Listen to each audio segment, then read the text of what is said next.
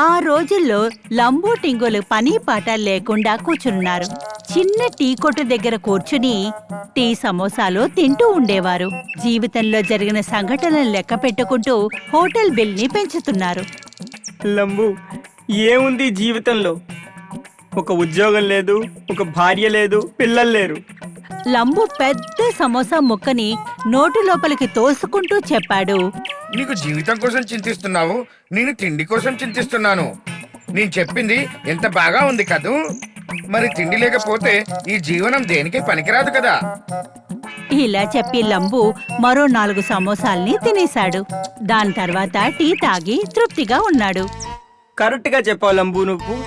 నా బుర్రలో కూడా ఒక మెదడుంది. ఐన్స్టీన్ కన్నా కొంచెం నెమ్మదిగా ఉంటుంది, కానీ ఈ ప్రపంచానికి దాని విలువ తెలీదు. అప్పుడే హోటల్ మనిషి బబ్లు వచ్చి చెప్పాడు.